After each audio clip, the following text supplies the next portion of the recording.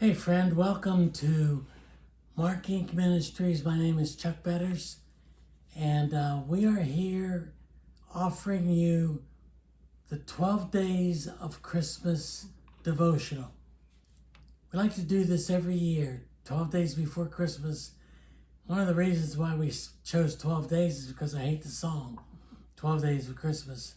But we're Christianizing it for the purpose of answering the question, why we do at MARKINC Ministries what we do. This is day number 9 of the 12 Days of Christmas. So Sharon, let's start. Why do we do at MARKINC Ministries what we do?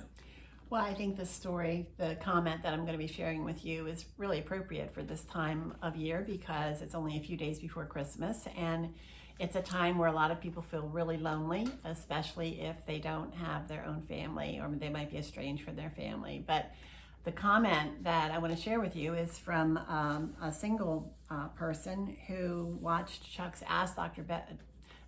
Better's video where he answered the question, why would God want me to be single and alone? And this person says, thank you for the informative video. It has given me a lot to think about. I am a single guy. I have never been married and have no kids and I am about to turn 44. And I will be honest, I have given up on finding a wife. I have prayed for one for years, and the answer so far has been a resounding no. Being single and lonely can lead to some dark places. It's tough sometimes when my elderly parents tell me that they are afraid I will die alone, or they ask me if I have heard from one person or another that I had dated years ago. All I ask of my fellow believers that are married is please spare me the empty platitudes.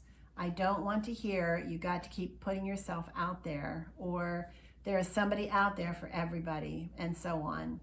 Please do not feed me false hope. Instead, please remind me of my only eternal hope, Jesus Christ, and my eternal reward. And I really love this honesty and transparency. And you can see the struggles. You hear him, he is admitting them very transparently. And at MARKINC, Chuck, and you know this, it's kind of like we have a circle of resources. There's a question like this. And if we were able to talk with this man, we would say, well, you know what? We have a podcast where we talked about singleness and what the scriptures teach about it that develops what Chuck talked about in Ask Dr. Betters.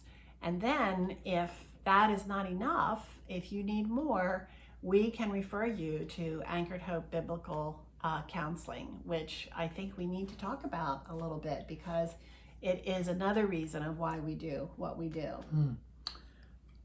Anchored Hope Biblical Counseling is made up of trained biblical counselors from all over the country, and the counseling appointments are made virtually. You can visit biblicalcounseling.org and you will find a list of our 20-some counselors from all over the country that can help you virtually with any problem you might have.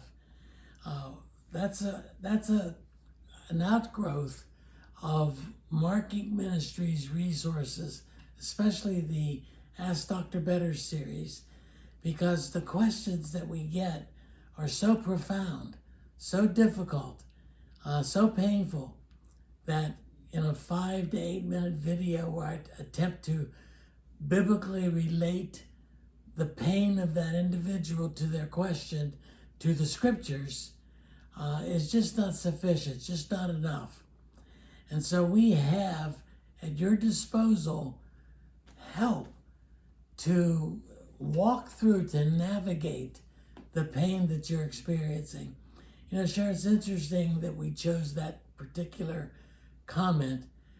We get so many comments from single people who are tired of hearing, well, God has something else for you, or he has a ministry cut out for you that you would not have time for, somewhat referencing the Apostle Paul's response to that question. And it just doesn't cut it. They're lonely. They're even somewhat angry. One person got pretty angry with me and said, you know, You guys in the church, everything that you do for couples. You do for married people.